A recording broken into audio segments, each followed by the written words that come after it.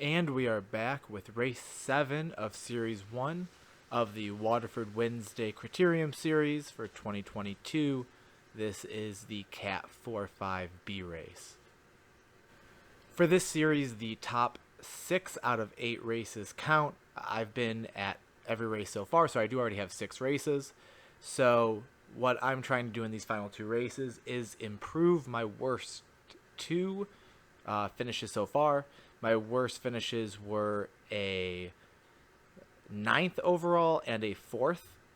And so really trying to get a top 3 placement in both of these last 2 to improve my results. There are 2 racers in the series who are technically below me. I'm currently in first place on paper, but they finished better than me in almost every single race. So as soon as they get 6 races, they're really ahead of me. But going into the last 2 races, I do have an ability to beat them still by placing better than them. And so that's really all I'm focused on is trying to beat them in these last 2 races. And again, get a top 3 finish. So in this race, one of those 2 riders actually did not show up.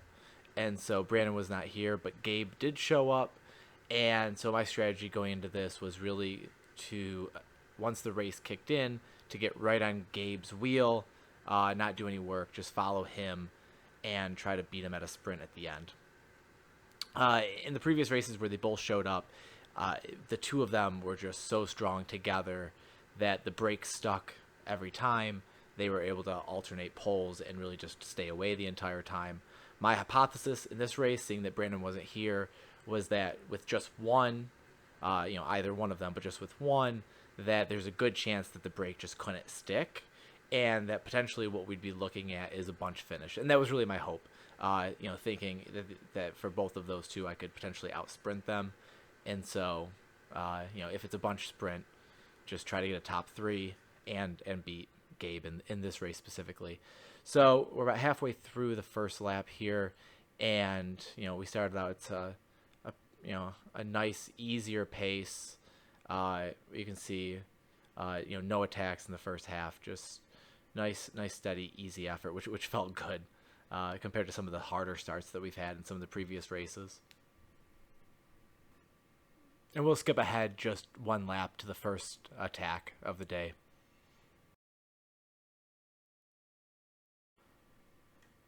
Okay, so we're coming around the set of bends before the final turn into the finish line for the end of the second lap.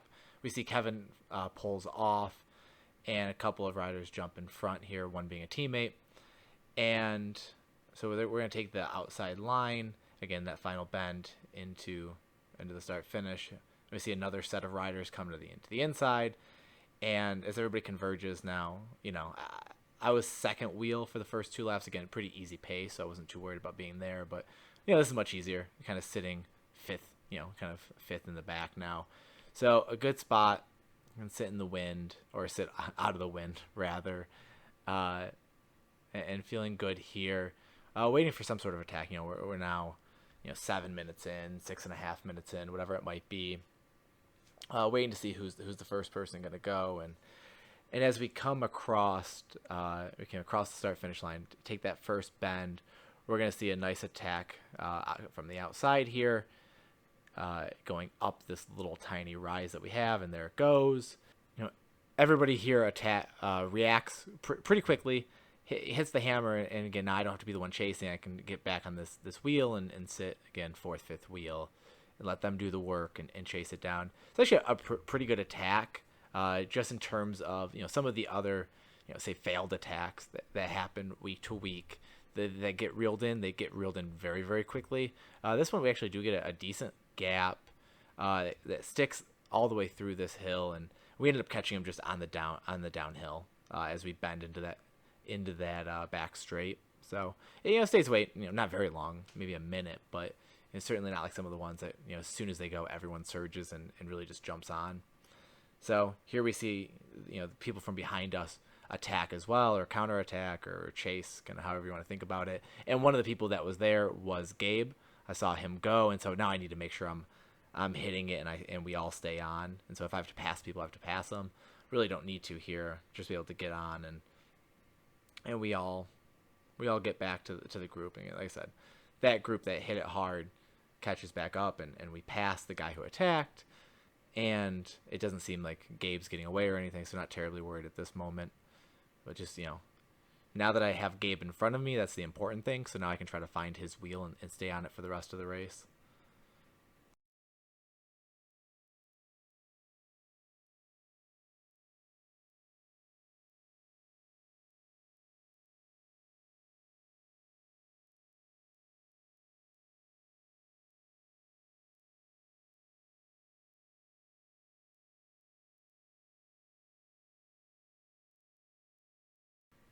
Okay, so as we can see now, I'm about fifth wheel. Gabe is on front, pulling the group. He's actually going to stay on the front for a couple laps here, and again, so to be keep the pace going. Not overly afraid that he's going to attack from that very front position, and so we're going to skip ahead until the next attack. Okay, so we just came down the hill. Speed is high. We got a couple of people who are pushing the pace up, and you can start to see some splits happening. Gabe is behind me, and there's a group of two, I think two riders up front that really pushed that pace and got some good separation. And so a little bit of a break, and we got to figure out who's going to do the chase, who's going to put the effort in to close that gap, if anyone. I'm not going to. Gabe's not up there, and so until Gabe chases, I'm certainly not going to put in a big dig. If this rider here wants to push and chase down, then that's fine. But I'm good just sitting here until Gabe goes, and then I have to go too.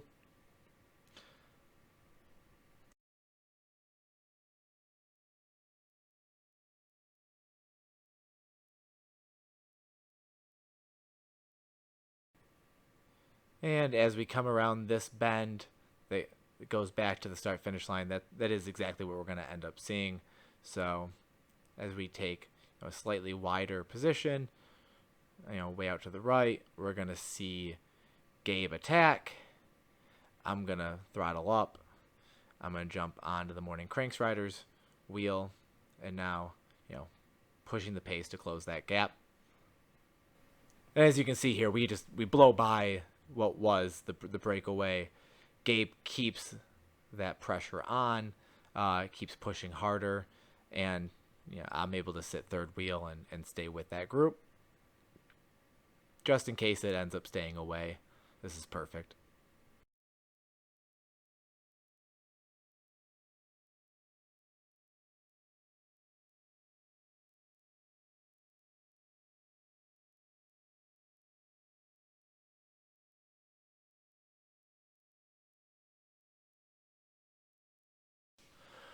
So watching this again, I don't remember if I looked backwards and saw that the group was still with us or not. But if they weren't at this time, I probably should have just stuck right to this wheel and we could have got a rotation going.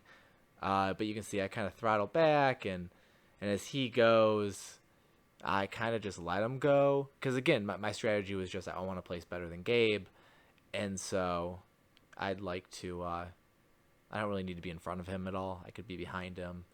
But, I'm also still not doing that. He did end up getting behind me. This rider catches on. I'm still not chasing. I don't honestly. I just don't know what I'm doing. I probably should have just been up there. We should have gotten a rotation. We should have tried to keep that pace going, but I wasn't interested that I suppose at the time. See, Gabe dropped back somewhere. I still haven't seen him. And so I'm assuming that's why I did it. I just wanted to be back wherever he was to keep tabs on him and try to make sure again that I could beat him for the points. But probably could have done that slightly differently. Probably could have tried to keep that rotation going or keep that pace up.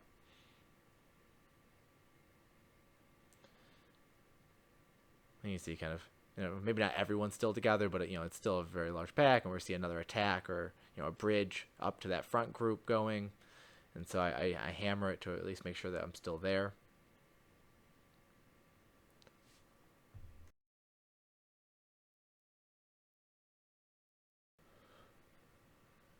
So you can see this whole front group. It's pretty splintered. You know, there's a group up. I don't know if it's 4 or 5 riders up there, just a little bit in front of us, and we're closing that up. And you know, there's some riders behind me. See another one go right there. Ooh, that actually was pretty close. So you know, we were moving up, and then we see a nice, what looked like it was going to be a counterattack. Begins having to get pushed way out there now. Now he attacks some more. See another attack to the left. There's quite a bit of yo-yoing. You know, small little tiny, a whole bunch of tiny little groups attacking, getting caught, then another group going. And here you can see Gabe now, who I haven't seen for a little bit. He's now in front of me, and so I'm actually gonna just skip ahead for a while. So the same sort of thing happens where you have these groups, you know, small groups up front, and then we catch them, and then a different group goes. But it's just very thinned out, very spread out, but nothing that even comes close to sticking. And really for the next quite a bit in this race, I sit in this exact same position behind Gabe. And so now that I'm in the position I want to be in really for the rest of this race, we'll skip ahead.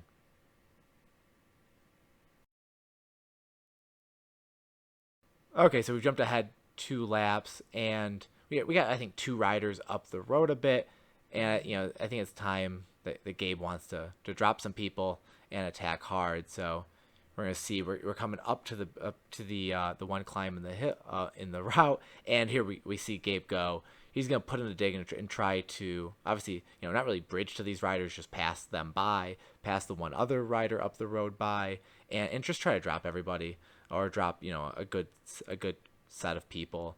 And so he put that effort in, and you know, I was able to stay on it, and really everybody else in the race was able to sit, you know, behind me as I sat behind Gabe. And so, you know, we passed those 2 riders right on the hill immediately. We'll pass another rider here on the back stretch. You can kind of see up there. And so we're coming through the straight the back stretch here. As we come back to the start finish line here in a minute, you know, this pace kind of just continues to slow back down, and everybody ends up passing through us, and we're all together as one big group again. So, you know, a nice dig, kind of a short dig, and it didn't quite drop all of us this time. And really for the next 14 minutes after we all kind of come back together, nothing happens. We just ride as a peloton, like I said, for about 14 minutes. So we're going to skip ahead to the final lap. And I'm actually going to turn the audio track up and talk about something that really, from a mechanical standpoint, that had been happening the entire race, and really just talk through kind of mentally and kind of what it did to me, and really mechanically what it did to me for that final lap. So we'll jump ahead.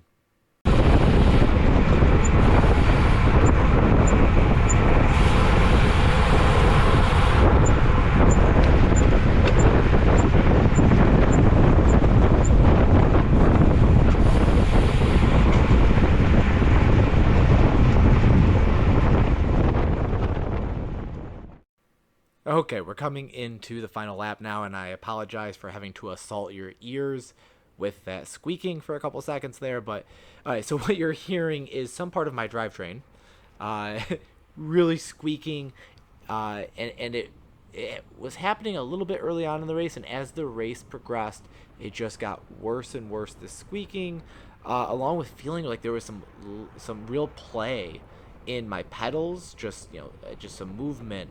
And really in the last 2 laps here, I was starting to get really concerned that my entire drivetrain was falling apart, and that, you know, it would literally break as I went for that sprint. And so I'm really just trying to figure out what's going on here. And so, you know, I'm still in a decent position. I am trying to look down, trying to make sure that my crank is together. And what ended up happening, I lost one of the bolts that connected between my my crank arm and the crank, the front chain ring. I don't know. I'm not a mechanic, but you know, one of those was gone. I think another one was loose, and it was squeaking. It felt loose. I started getting really concerned. You can tell I have the audio track turned down, and I'm still hearing it as I play here, And so really, as we come into this back stretch is when it started getting really bad. And you can still, again, I can still hear it with the audio track turned down to 1 or 2%. And what ends up happening is I'm looking down, I'm trying to make sure it's together. I swear here at some point. And I'm looking down and I start to realize I'm not in great position. Okay, you can really hear it here.